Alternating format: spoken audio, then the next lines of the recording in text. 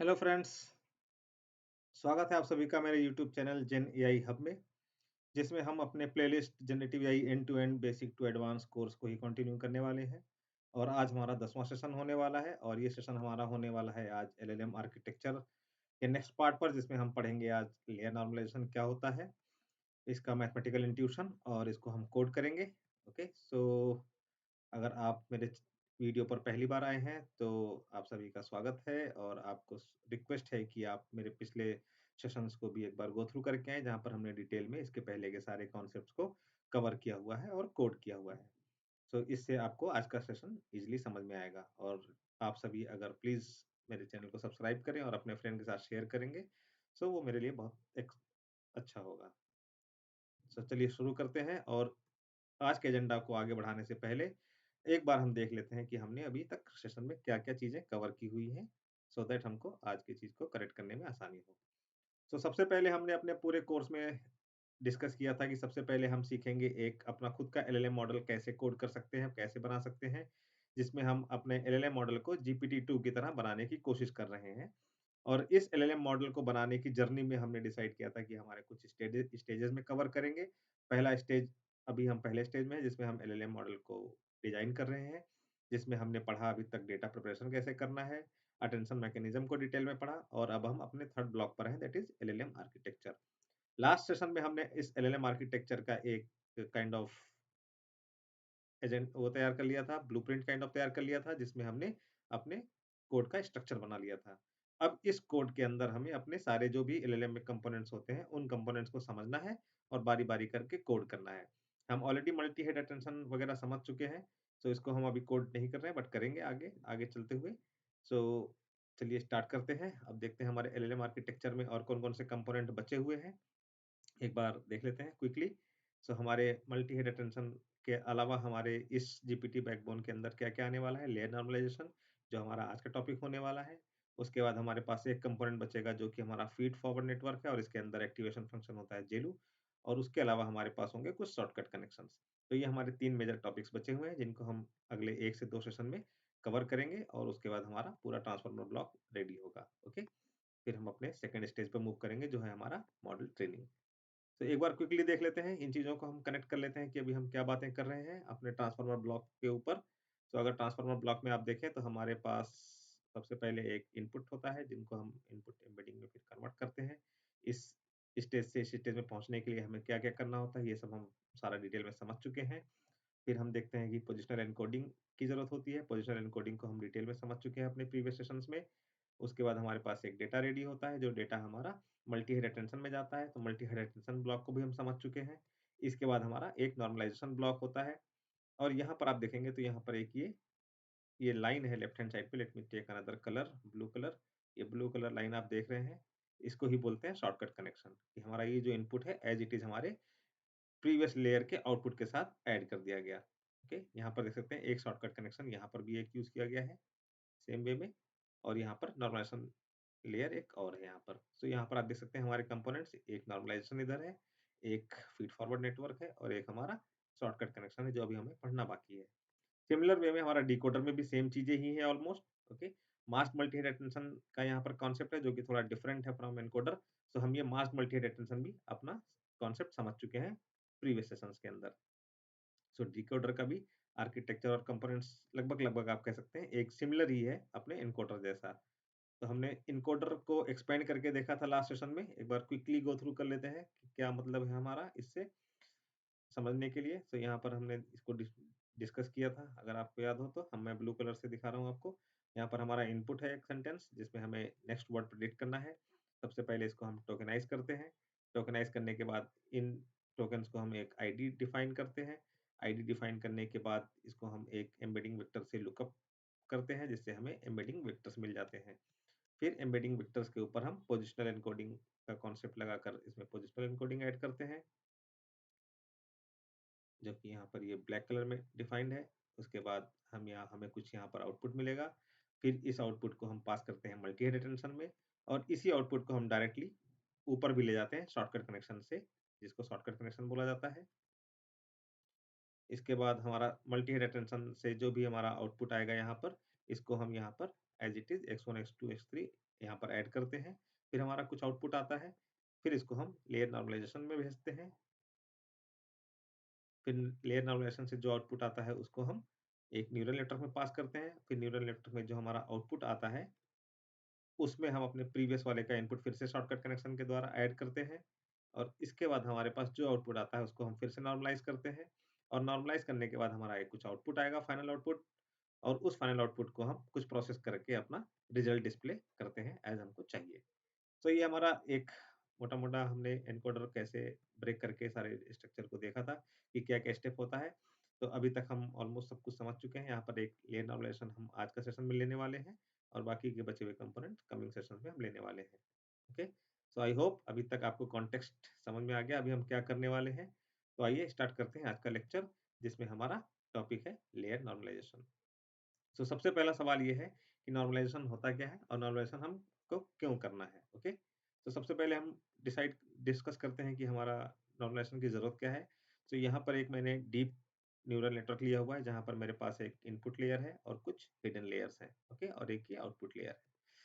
तो यहाँ पर हमारे लेयर नॉर्मलाइजेशन करने के यहाँ पर मैंने कुछ एडवांटेजेस नोट किए हुए हैं, जिसमें एक तो है मेरा स्टेबल लर्निंग होती है नॉर्मलाइजेशन करने से, फास्टर ट्रेनिंग होती है, और इंटरनल कोवेरिएट इशू सॉल्व होता है। तो एक-एक करके इनको हम जल्दी से समझने की कोशिश करते हैं। तो अगर सबसे पहला हम देखते हैं कि हमारा फास्टर ट्रेनिंग में कैसे ये ऐड करता है वैल्यू। ओके, सो यहाँ पर देखते हैं हम कहाँ-कहाँ पर नॉर्मलाइजेशन लगाया जा सकता है। सबसे पहले देखिए यहाँ पर हम कुछ इनपुट पास करते हैं, राइट? सो मैं मान लेता हूँ इनपुट मेरा 2 इनपुट है यहाँ पर, एक F1 है, एक F2 है। सो F1 की रेंज मैं मान रहा हूँ कि 1, 2, 3 इस तरह से वैल्यू है, और F2 की रेंज मेरी 100, 200, 300, 400 इस तरह की रेंज में है। सो अगर जब मैं इस पे बैक प्रोपगेशन लगाऊंगा और ग्रेडियंट्स की स्टडी करूंगा, सो मेरा क्या जो ये ग्राफ आएगा ये कुछ इस तरह से आएगा। क्यों? क्योंकि मेरे एक तरफ की वैल्यू मेरी एक छोटे रेंज में है और दूसरी वैल्यू मेरी बड़े रेंज में है। तो मेरा जो कंटूर बनेगा ग्रेडियंट्स का कुछ इस तरह से बनेगा, राइट? और जब मैं इस पे बैक प्रोपगेट करूंगा और इस लोकल मिनिमा पे पहुंचने की कोशिश करूंगा, तो मुझे ये जो लर्निंग स्टेप्स है मेरे, ये ज्यादा होंगे और मैं यहाँ देर से पहुंचूंगा। बट अगर ये मेरे दोनों वैल्यू सेम रेंज में होते और छोटे रेंज में होते प्रोबेबली, तो मेरा कंटूर कुछ इस तरह से बनता सर्कुलर, और जिसमें मैं यहीं से शुरू करके यहाँ तक पहुँचने में मुझे कम टाइम लगता। ओके, या मेरा लर्निंग रेट ज़्यादा मैं ले सकता था। सो इस तरह से अगर मेरे जो इनपुट्स हैं वो सेम रेंज में होते हैं या छोटे रेंज में होते हैं दोनों, या तो मुझे ट्रेनिंग मेरी फास्टर होती है। सो यहाँ पर अब आप देखेंगे कि अगर ये जैसे यहाँ पर एक इनपुट है लेफ्ट हैंड साइड पे जो मेरा मेन इनपुट है, इसके अलावा अगर मैं इस आर्किटेक्चर को सिर्फ इतने आर्किटेक्चर की बात करूं, तो आप देखेंगे इस वाले न्यूरॉन का और इस वाले न्यूरॉन का या इन न्यूरॉन्स का, इस लेयर के जितने भी न्यूरॉन है, इनका इनपुट कहाँ से आ रहा है? यहाँ से आ रहा है, राइट? सो ये काइंड ऑफ इसके लिए इनपुट का काम कर रहा है, ये भी जो भी वैल्यू है, राइट? सो इसी तरह से ये वैल्यू भी हमारी अलग-अलग रेंज में हो सकती है या इनका डिस्ट्रीब्यूशन अलग हो सकता है, करेक्ट? सो यहाँ पर भी हमें ये वाली प्रॉब्लम आ सकती है फास्टर ट्रेनिंग के लिए। इनको हम एक रेंज में लाना चाहेंगे इन वैल्यूज को, right? Same goes with this. So every layer पर हमारे जितने वेट्स और पैरामीटर्स हैं उनको भी हम नॉर्मलाइज करना चाहते हैं फॉर फास्टर ट्रेनिंग। सो पहला प्रॉब्लम ये हो गया, आई होप आपको समझ में आ गया। दूसरा प्रॉब्लम है हमारा स्टेबल लर्निंग। सो अगर आपको याद हो तो हमारा बैक प्रोपगेशन में कैसे होता है, अगर मेरा यहाँ पर ये एक छोटा न्यूरल नेटवर्क है, जहाँ पर मेरा एक सिंपल ये न्यूरल नेटवर्क है, या तो यहाँ पर मेरा एक इनपुट होगा और इस इनपुट से मेरा यहाँ पर आउटपुट आ रहा है। जब मैं बैक प्रोपोगेट करूँगा तो यहाँ पर मैं लॉस कैलकुलेट करूँगा, राइट? प्रिडिक्शन के बाद लॉस कैलकुलेट करूँगा और अपने वेट को एडजस्ट करूँगा, और जिसका फॉर्मूला होता है W new is equal to W old minus learning rate derivative of loss with respect to weight, right? जब ये मेरा सिंपल न्यूरल नेटवर्क कुछ इस तरह से है, तो अब यही न्यूरल न्यूरल नेटवर्क मेरा कॉम्प्लेक्स हो जाए अगर, सो क्या होगा, कुछ इस तरह से होगा। तो मेरा जो इधर का डेरिवेटिव होगा, यहाँ का लास्ट डेरिवेटिव, वो डिपेंड करेगा derivative of this layer, then derivative of second layer, then derivative of first layer and so on. So इस तरह से जब मैं बैक प्रोपगेशन में जाऊंगा तो मेरे जितने लेयर ऐड होंगे, तो मेरा ये जो डेरिवेटिव है वो डिपेंड करेगा मेरे हर लेयर के डेरिवेटिव्स के ऊपर, राइट? और फाइनली मेरा ये जो डेरिवेटिव आएगा वो कैसे आएगा? Derivative of layer 1 multiplied by derivative of layer 2 multiplied by derivative of layer 3 and so on, right? So जो ये मेरी वैल्यू आएगी मेरी कुछ इस तरह से आएगी, और इसके बेस पर ही मेरा नया वेट मिलता है मेरे मॉडल को प्रोसेस होने के बाद, राइट? तो जब मैं बहुत सारी चीज़ों को मल्टीप्लाई करके कुछ वैल्यू ला रहा हूँ यहाँ, जो यहाँ पर फिट करनी है मुझे अपने फ़ॉर्मूले में, या तो ऑब्वियस सी बात है, अगर ये मेरे D1, D2, D3 बहुत छोटे वैल्यू हो जाए, तो क्या होगा, ये ओवरऑल वैल्यू बहुत छोटी हो जाएगी। और अगर ये टुवर्ड्स 0 हो गई या 0 हो गई मान लेते हैं, तो यहाँ पे क्या होगा, ये वाला जो पोर्शन है इस फ़ॉर्मूले में, मैं रेड कलर में ले लेता हूँ, ये जो पोर्शन है मेरा, ये 0 हो जाएगा या बहुत छोटी वैल्यू हो जाएगी। सो उस केस में क्या होगा, W न्यू और W ओल्ड मेरे बराबर हो जाएँगे। यानी कि मेरा बैक प्रोपगेशन के दौरान फिर मेरी ट्रेनिंग स्टॉप हो जाएगी, ये वेट मेरा चेंज ही नहीं होगा और मेरी लर्निंग नहीं होगी, है ना? इसी को बोलते हैं हम वैनिशिंग ग्रेडिएंट प्रॉब्लम। इसी तरह से अगर ये वैल्यूज़ बहुत बड़े हो जाएँ, इसी तरह से अगर ये वैल्यूज़ बहुत बड़े हो जाएँ, तो इनका मल्टीप्लिकेशन भी बहुत बड़ा हो जाएगा, और अगर इनका मल्टीप्लिकेशन बहुत बड़ा हो जाएगा, तो क्या होगा, ये मेरा जो W न्यू और W ओल्ड में डिफरेंस है वो बहुत ज़्यादा हो जाएगा। सो ये ईज़िली मेरे ग्लोबल मिनिमा पर कन्वर्ज करेंगे ही नहीं। ये है ना? ये वैल्यू बहुत तेज़ी से बढ़ती या घटती रहेगी, और ये मेरे रिक्वायर्ड पोज़ीशन पर या ग्लोबल मिनिमा पर उतना ईज़िली नहीं पहुँचेंगे। तो ये होता है हमारा एक्सप्लोडेंट ग्रेडिएंट प्रॉब्लम। ओके? सो इसीलिए अगर हमारी जो वैल्यूज़ हैं, इनको हमें एक रेंज में रखें और नॉर्मलाइज़ रखें, तो ये प्रॉब्लम से हम बच सकते हैं। ये हो गया हमारा दूसरा प्रॉब्लम, हमें नॉर्मलाइज़ेशन करने की क्या ज़रूरत है।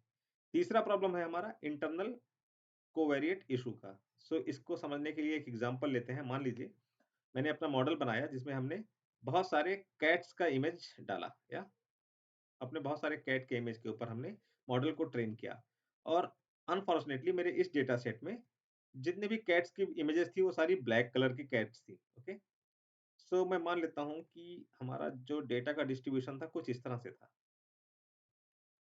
कुछ इस तरह से था हमारा डेटा डिस्ट्रीब्यूशन।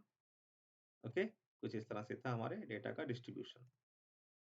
लेकिन अब जब मैं इस मॉडल को ट्रेन टेस्ट करने गया या डिप्लॉय करने गया, तो क्या हुआ, मेरे पास जो इमेजेस आए उसमें व्हाइट कलर की या डिफरेंट कलर की कैट्स भी आने लगे। ओके, तो मेरा ये जो डिस्ट्रीब्यूशन है वो क्या हुआ, वो उधर से शिफ्ट होके इधर आ गया।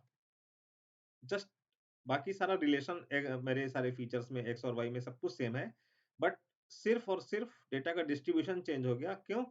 क्योंकि पहले मेरे पास ट्रेनिंग डेटा में ब्लैक कलर का कैट्स थी, अब मेरे पास टेस्ट डेटा में अदर कलर की कैट्स ज़्यादा हैं, ब्लैक कलर की लेट्स से कम है। ओके? तो क्या होगा, मेरा डेटा का डिस्ट्रीब्यूशन जो पहले इस तरह का था, अब वो यहाँ से उठ के यहाँ आ गया। अब मेरा मॉडल क्या होगा, अच्छे से परफ़ॉर्म नहीं करेगा। तो हम चाहते हैं कि मेरे मॉडल में जो भी पैरामीटर्स हों, वो हमेशा चेंज ना हो और हमेशा मीन सेंट्रिक हो। कुछ इस तरह से मेरा डेटा का डिस्ट्रीब्यूशन हमेशा कुछ इस तरह रहे।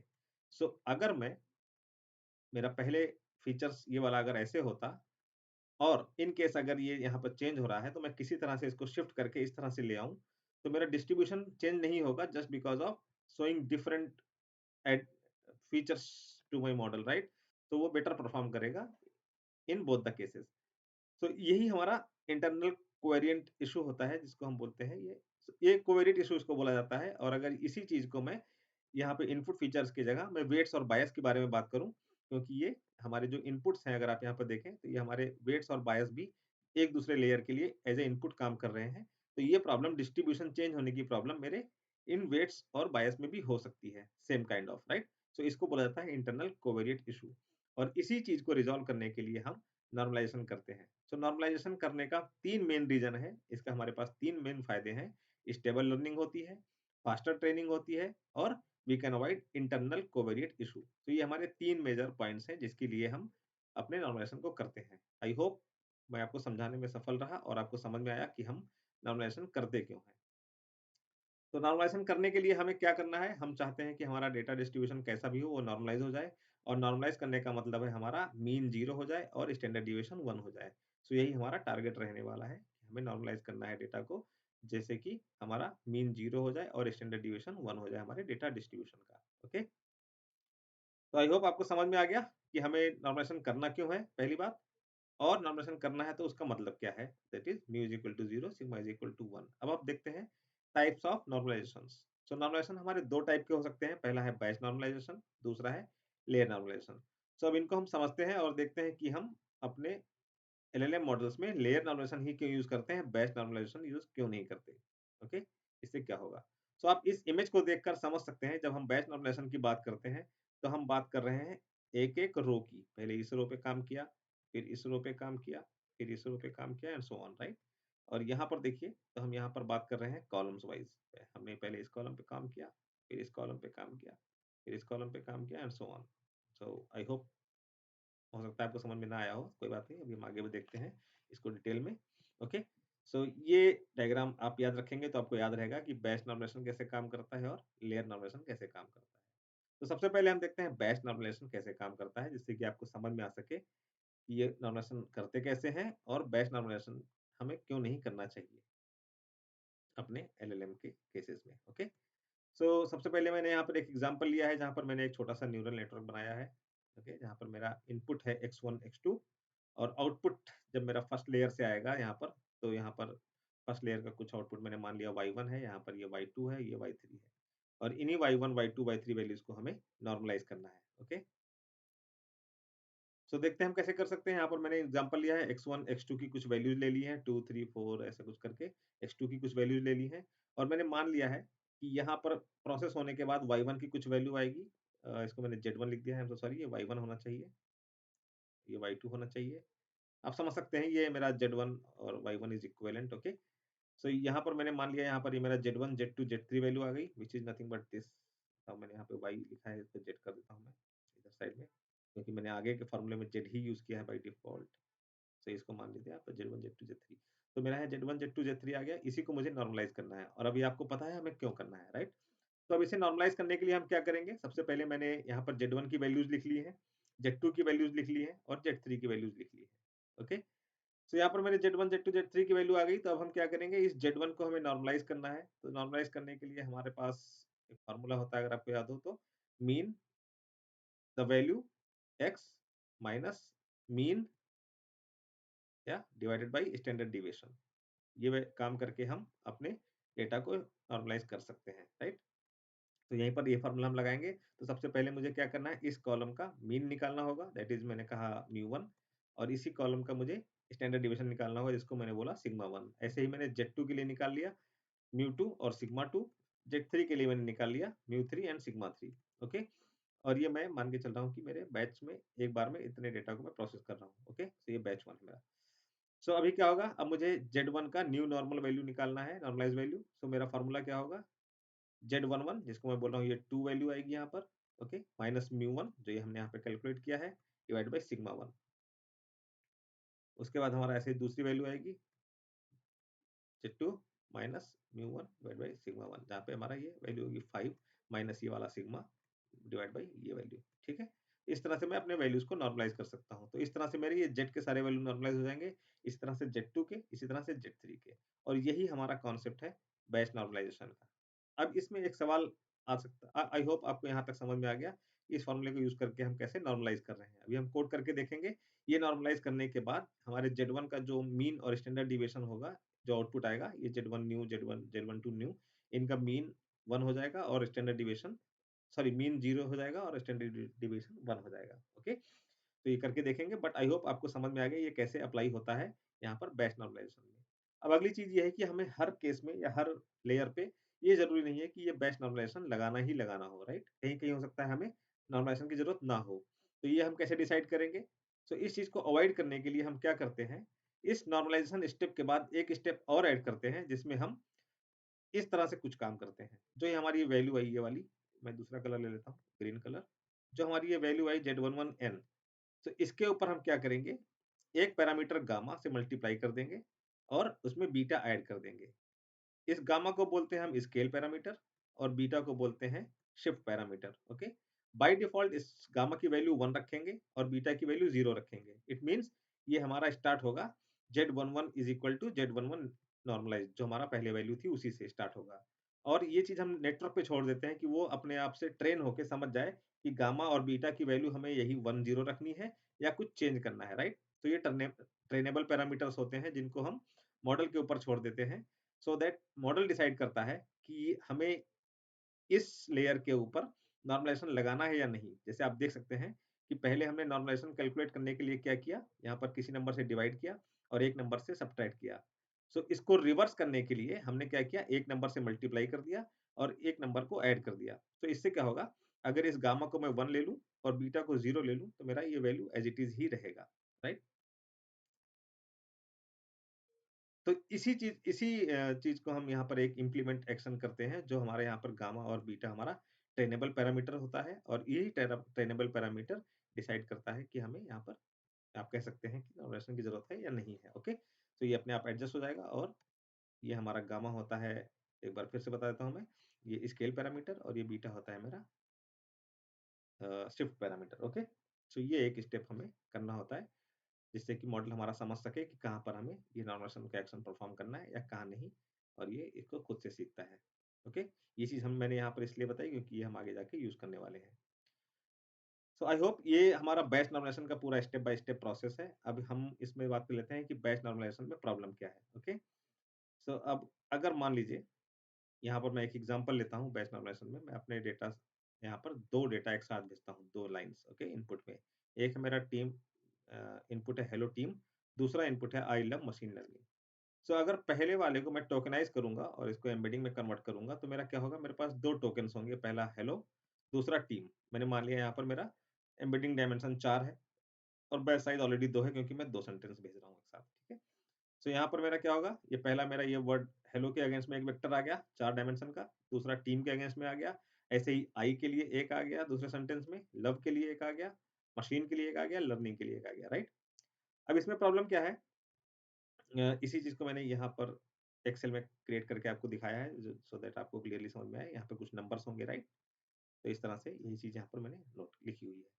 अब इसको जब मैं एक मैट्रिक्स फॉर्म में कन्वर्ट करूँ, अब मेरे साथ दिक्कत क्या है यहाँ पर, कि जब मैं 2 सेंटेंस एक साथ इनपुट में भेज रहा हूँ, तो ये साइज़ यहाँ पर मेरा 2 है, और यहाँ पर ये साइज़ इसकी 4 है, राइट? यहाँ पर 4 वर्ड्स हैं, यहाँ पर 2 वर्ड्स हैं। So it is not advisable because हमें अपने डायमेंशन को सेम रखना है। तो ये ऊपर वाले में मुझे क्या करना होगा, 2 वेक्टर्स और ऐड करने होंगे, डमी वेक्टर, या जिसको हम पैडिंग बोलते हैं, या यहाँ पर देखो मैंने पैडिंग कर दी, डमी वेक्टर ऐड कर दिए जिनकी सारी वैल्यू 0, 0, 0 हैं। सो दैट ये मेरे डायमेंशन दोनों के सेम हो जाएँ, और इसको मैं एज़ ए इनपुट पास कर सकूँ अपने मॉडल में। तो ये काम हमें करना पड़ेगा, राइट? सो अब इसी चीज़ को अगर मैं एक मैट्रिक्स में कन्वर्ट कर दूँ कुछ इस तरह से, जो मैं इनपुट भेजूँगा, सो मेरा सेंटेंस कुछ इस तरह से बनेगा। ये हो गया मेरा हाय, ये मेरा हो गया देयर, ये हो गया मेरा पैडिंग, ये हो गया मेरा पैडिंग, राइट? यहाँ आप देख सकते हैं 0, 0, यहाँ हो सकता है 0, 0, और ये मेरे जो वैल्यूज़ यहाँ थी, वही वैल्यूज़ मैंने यहाँ पर ले ली है। ये सारे रैंडम वैल्यूज़ हैं, जस्ट टू एक्सप्लेन। सो कुछ इस तरह से मेरा ये मैट्रिक्स बन गया। अब जब ये मेरा मॉडल में इनपुट जाएगा, सो मेरा कुछ आउटपुट आएगा, जहाँ पर मेरा इ जहाँ पे कुछ वैल्यू है, वहाँ तो मेरे आउटपुट में कुछ वैल्यू आएगी, राइट? जहाँ पे वैल्यू नहीं, 0 है, वो अगेन मेरे आउटपुट में भी 0 ही आएगा, या? सो मैं मान लेता हूँ ये मेरा अभी तक फाइनल आउटपुट है प्रोसेस होने के बाद। सो अब यहाँ देख सकते हैं मेरा यहाँ पर ये 2 यहाँ पर रोज़ ऑफ दिस मैट्रिक्स 0 है ऑलरेडी। अब क्या होगा, अगर मैं इस पे अपना बैच नॉर्मलाइज़ेशन लगाने जाऊँगा, तो मैं क्या करूँगा कि ये जो मेरी ये कॉलम है 2 पॉइंट, एक बार मैं इसको इरेज़ कर देता हूँ, जो भी मैंने यहाँ पे लिखा, जिससे कि आपको दिखा सकूँ ईज़िली। तो अब मैं क्या करूँगा, मुझे जब पैरामीटर को इस वाले पैरामीटर को नॉर्मलाइज़ करना है, तो मुझे क्या करना पड़ेगा, इसका मुझे सिग्मा कैलकुलेट करूँगा, और इसी लेयर का, इसी रो कॉलम का मैं ये सिग्मा भी कैलकुलेट करूँगा, राइट? मतलब इसका मैं स्टैंडर्ड डिविएशन और मीन दोनों ही कैलकुलेट करूँगा। अब अगर ये सेंटेंस थोड़ा और बड़ा होता, तो इसमें कई सारे ज़ीरो होते, राइट? कई सारे अगर डमी डमी वेक्टर मुझे क्रिएट करने पड़े होते, तो यहाँ पर कई सारे ज़ीरो होते, और अगर कई सारे ये मैं ज़ीरो यहाँ पर ऐड कर रहा हूँ, तो जब मैं इसका मीन लूँगा या स्टैंडर्ड डिविएशन लूँगा, तो क्या ये ट्रू पिक्चर देंगे इस कॉलम का? बिल्कुल नहीं, क्योंकि ये अफ़ेक्टेड होंगे इतने सारे ज़ीरोज़ से, जो मेरे इस डेटा में कोई सेंस नहीं रखते, ये मैंने सिर्फ़ डायमेंशन को हैंडल करने के लिए ऐड किया हुआ है, करेक्ट? सो इसका मतलब ये है कि अगर मैं इस तरह से अ, रो वाइज़ कैलकुलेट करता हूँ म्यू और सिग्मा, या तो ये मेरे डेटा को सही रिप्रेजेंट नहीं कर रहे हैं, जो कि हमारे लिए बाद में जाके प्रॉब्लम हो सकती है, बिकॉज़ मैं डेटा को ट्रांसफ़ॉर्म कर दे रहा हूँ, जिसकी कोई मीनिंग हो सकती है या नहीं भी हो सकती है, ओके? सो इसके लिए मैं क्या करता हूँ, मैं इस तरह से रो वाइज़ ना प्रोसेस करके मैं इस तरह से कॉलम वाइज़ प्रोसेस करता हूँ। तो मैं क्या करता हूँ, मैं इसको नॉर्मलाइज़ करने के लिए इन वैल्यूज़ का सिग्मा या म्यू निकालता हूँ, और फिर एक-एक करके इन सबको मैं नॉर्मलाइज़ करता हूँ ये वैल्यू, देन ये वैल्यू, देन ये वैल्यू, देन ये वैल्यू, और यही होता है मेरा लेयर नॉर्मलाइज़ेशन। और इसी वजह से हम बैच नॉर्मलाइज़ेशन यूज़ ना करके लेयर नॉर्मलाइज़ेशन को यूज़ करते हैं, जहाँ पर हम लेयर बाय लेयर अपने वैल्यूज़ का स्टैंडर्डाइज़ करते हैं, ओके? या नॉर्मलाइज़ करते हैं। आई होप यहाँ तक आपको समझ में आ गया कि हम बैच नॉर्मलाइज़ेशन क्या होता है, लेयर नॉर्मलाइज़ेशन क्या होता है, और हम क्यों लेयर नॉर्मलाइज़ेशन यूज़ करते हैं, ना कि बैच नॉर्मलाइज़ेशन अपने एलएलएम मॉडल्स के अंदर, ओके? आगे बढ़ते हैं। अब हम कोडिंग पार्ट की तरफ मूव करते हैं धीरे-धीरे। तो यहाँ पर एक मैंने एग्ज़ाम्पल लिया है। मान लेते हैं मैं 2 सेंटेंस अपने मॉडल में पास कर रहा हूँ, जिसमें मेरे 5-5 वर्ड्स हैं एक साथ। तो ये पहला टोकन 5 वर्ड्स हो गए, x1, x2, x3, x4, x5। दूसरे में बैच में मेरे 5 वर्ड्स हो गए, x1, x2, x3, x4, x5, batch 1, batch 2। फिर ये मेरे लेयर न्यूरल नेटवर्क में जा रहा है, तो यहाँ पर मेरे 5 इनपुट लेयर हो गए। ये मैंने मान लीजिए मेरे ये हिडन लेयर में मेरे 6 नोड्स हो गए, और फिर इनसे मुझे आउटपुट मिलेगा, जिसमें मेरा 2 बैच होंगे। पहले में y1, y2, y3, y4, y6 मिला, दूसरे में y1, y2, y3, y4, y6 मिला। फिर मुझे इन वैल्यूज़ को ही नॉर्मलाइज़ करना है, ओके? इन दोनों वैल्यूज़ को नॉर्मलाइज़ करना है। सो हम कैसे करेंगे? इधर से करेंगे, पहले सारे y1 को एक साथ इनका मीन निकालेंगे, और इसको हम इसका स्टैंडर्ड डेविएशन निकालेंगे। फिर क्या करेंगे? y1 minus mean mean divided by standard deviation, कुछ इस तरह से करेंगे, ओके? आगे बढ़ते हैं। तो ठीक है, आपको ये समझ में आ गया, आई होप। और यहाँ पर क्या होगा, ये y1 क्या होगा, या y2 क्या होगा, या अगर हम इसको मैट्रिक्स में कन्वर्ट करेंगे, तो इधर ये मेरा क्या होगा, यहाँ पे 5 वर्ड्स होंगे, जैसा कि यहाँ पे ऊपर देखा था मैंने, ये वाले एग्ज़ाम्पल में। अगर आप इस एग्ज़ाम्पल को देखिए ध्यान से, सो इस एग्ज़ाम्पल में क्या है, इधर मेरे कितने वर्ड्स हैं? जितने मेरे टोकन्स हैं, राइट? यानी यानी और टोकन्स जितने होते हैं उसको हम क्या बोलते हैं, कॉन्टेक्स्ट लेंथ। और इधर मेरे पास कितनी वैल्यू है, जो मेरी एम्बेडिंग साइज़ है, या सो सिमिलरली यहाँ पर अगर आप देखेंगे तो हमारे पास जो ये जिन पे हमें नॉर्मलाइज़ेशन करना है, उसका हमारा डायमेंशन क्या होगा? ये हमारा इतने नंबर ऑफ रोज़ होंगे जितना हमारा कॉन्टेक्स्ट लेंथ है, और इधर हमारा एम्बेडिंग साइज़ के बराबर होगा, जो कि हमने 768 लेके चल रहे हैं। ओके? सो ये इमेज आप ध्यान में रखिएगा, हम यही जाके अभी कोड करने वाले हैं। पहले एक सिंपल एग्ज़ाम्पल से देखेंगे, जो कि जिसमें हमारा 2 बैच इनपुट डालेंगे हम, 5 इनपुट डायमेंशन होगा, 6 हमारा न्यूरल नेटवर्क होगा, और 6 का हमें आउटपुट मिलेगा। ओके? सो पहले इसको डिज़ाइन करेंगे, फिर हम अपने फाइनल क्लास को लिखेंगे, जो अभी तक हम लिखते आ रहे हैं। अब हम कोड में चलते हैं। तो लास्ट टाइम अगर आपको याद हो तो हमने ये कोड बनाया था, जिसमें हमने अपना डमी जीपीटी मॉडल क्लास बनाया था, और जिसमें हमने अपने कुछ क्लासेस बना के छोड़ दिए थे कि हम इसको बाद में बाय कोड करेंगे। सो आज हम डमी लेयर नॉर्म वाला पार्ट कोड करने वाले हैं। ओके, आइए आगे बढ़ते हैं। सबसे पहले हम देख लेते हैं, यहाँ से शुरू कर रहे हैं। सबसे पहले मैंने सबसे पहले क्या किया, एक इनपुट बैच साइज बना लिया, जिसमें मेरे पास 2 इनपुट हैं और 5 वर्ड्स हैं, टोकन्स हैं। अगर आप यहाँ पे देखें, यहाँ पे हमारे पास बैच साइज़ 2 है, और यहाँ पे x1, x2, x3, x4, x5 है, तो ये मैंने अपना इनपुट लेयर रेडी कर लिया। फिर मैंने एक लेयर बनाया, जिसमें मेरे पास इनपुट लेयर में 5 नोड्स हैं, और हिडन लेयर में 6 नोड्स हैं, ओके? तो ये मैंने एक ये नेटवर्क लेयर तैयार कर लिया। फिर इसमें मैंने अपने इनपुट को पास किया अपने लेयर में, और मेरा आउटपुट आएगा, जो कि कुछ इस तरह से आएगा, राइट? ये हो गया मेरा y1, ये हो गया मेरा y2, ये हो गया मेरा y3, y4, y5, y6 for batch 1। फिर बैच 2 के लिए y1, y2, y3, y4, y5, y6। तो यही मेरी वैल्यू है, जिसको मुझे नॉर्मलाइज़ करना है इन दोनों को ही, ओके?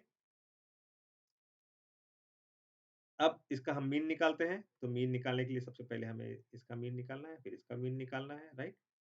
सो इसका हम मीन निकालने के लिए हमने यहाँ पर ये फॉर्मूला लगाया, out dot mean dimension is equal to -1। अब आप समझ सकते हैं -1 हमने क्यों लिया है, क्योंकि हमें कॉलम वाइज कैलकुलेट करना है, ओके?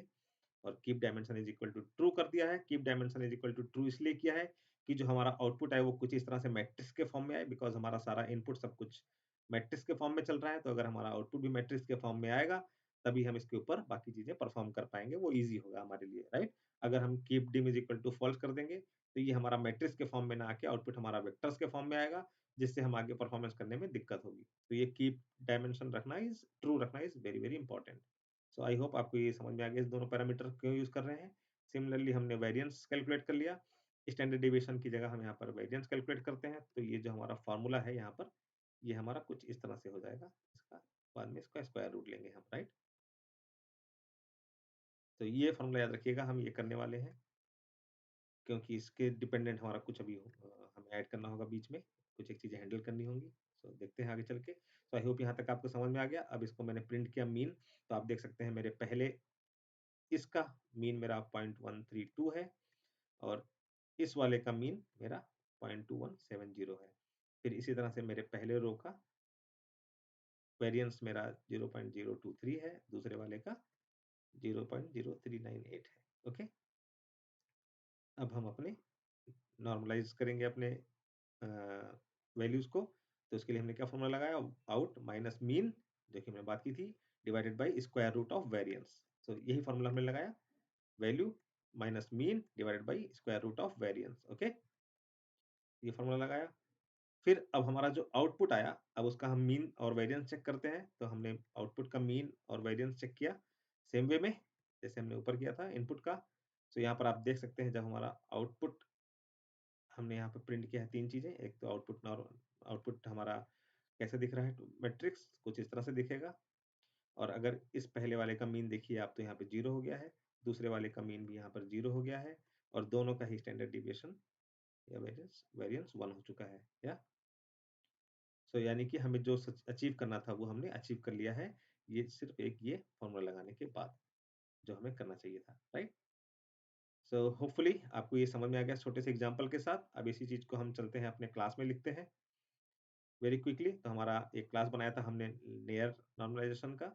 या इसमें सबसे पहले हम एक इनिट क्लास मेथड लिख रहे हैं, दूसरा मेन हमारा फॉरवर्ड मेथड है जिसमें हमारा सारा प्रोसेस होगा। तो इनिट में हम कुछ चीजें डिफाइन कर रहे हैं। हमारा इनपुट है यहाँ पर सबसे पहले embedding dimension. Embedding dimension is what, ये 768 जो हमने यहाँ पे बात की थी। या ये हमें बताना पड़ेगा इसको। फिर हमने एक स्केल वेक्टर जनरेट किया है और शिफ्ट वेक्टर जनरेट किया है, जो कि हमने यहाँ पे बात की थी।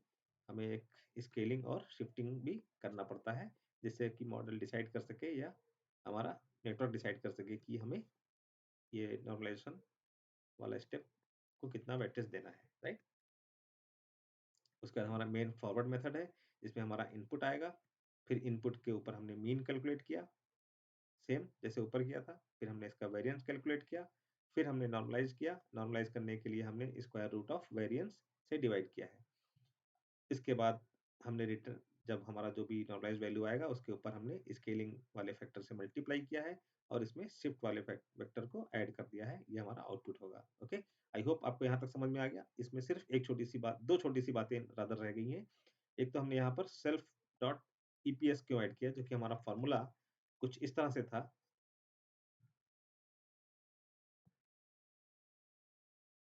हमारा फॉर्मूला था कुछ इस तरह से, जहाँ पर मुझे राइट इट डाउन, जहाँ पर हमारी वैल्यू थी minus mean divided by square root of variance, right. हमारा फॉर्मूला कुछ इस तरह से था, स्क्वायर रूट ऑफ वेरिएंस।